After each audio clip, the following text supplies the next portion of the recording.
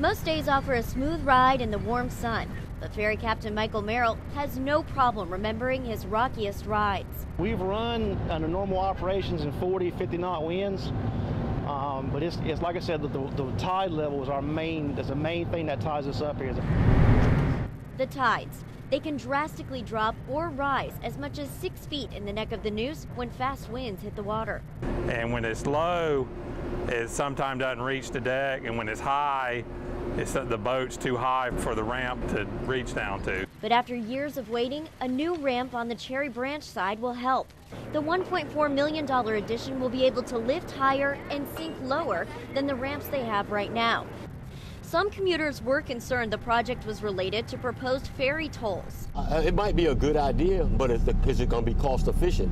Do we really need to spend it in the economy that we are? But the ramp project is completely separate from the toll hikes being proposed.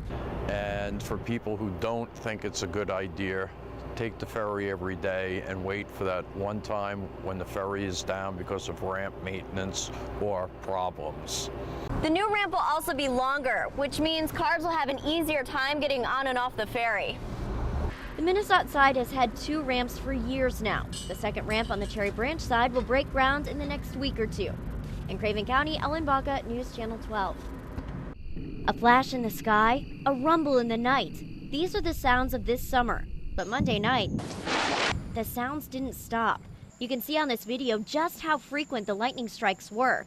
In fact, we saw more than 1,000 lightning strikes over our region. That's a minimum of a bolt every 5 seconds, tearing across the sky. We had 3 rounds of storms move through the region Monday night, and they passed right through New Bern. Here's a look at the first round. You can see those bright colors. This indicates very strong storms, and a lot of lightning was associated with it. But even as this first wave pushed off to the coast, we saw more storm development just behind it. And that's why the lightning was so frequent and so back-to-back throughout the night.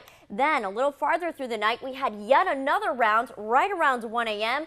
and that's what produced some of that continual lightning. And we've been seeing more storms like this lately. In fact, Eastern Carolina has been slammed with high winds and frequent thunderstorms since the start of June. The same weather pattern that's been causing extreme drought in the Midwest has bringing us our storms. You can see it here on this map. The Great Plains remain untouched, while storms in Indiana and Ohio track directly towards us.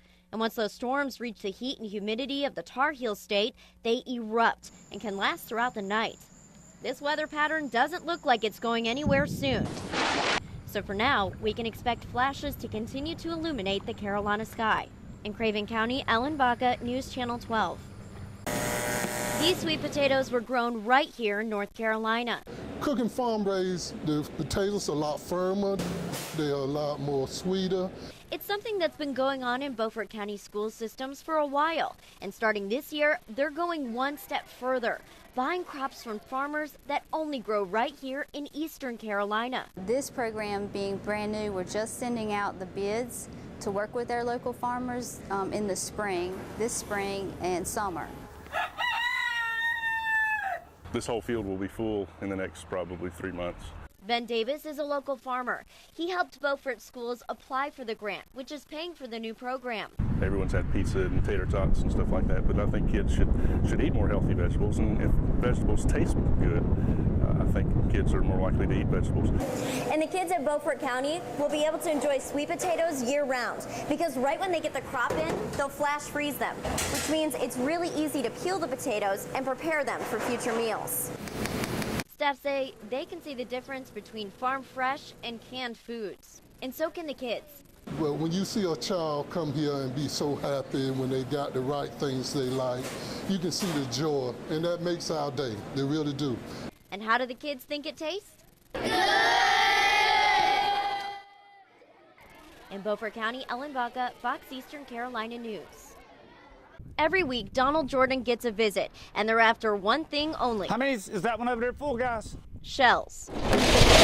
Each week, his crew hauls 12 to 15 barrels worth of shells into the back of this truck. You got any more to pick up? After this, we're going to dump it at the port. Sabrina Varner works with restaurant owners like Jordan to save shucked shells.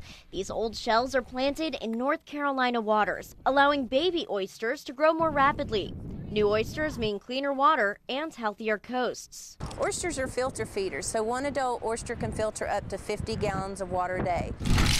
Saved shells won't be released until spring, so until then, they're stored at places like the Morehead City Port. Port Director Rex Edwards says he personally contributes, and he urges others to do the same. This time of year, everyone has oysters for Christmas dinner as well. Now, if you're looking for a place to chuck your shucks, it's really easy. Just look for the Oyster Shell Recycling logo, then open up these bins, and you can drop off your oysters. They just ask, no trash, please. The Oyster Shell Recycling Program was almost cut a couple of years ago. And due to less funding, some public collection sites were closed this past November. But like the young oysters, the program has continued to grow because to a true nature lover, the real pearl in the oyster is hidden in the shell. In Carteret County, Ellen Baca, News Channel 12.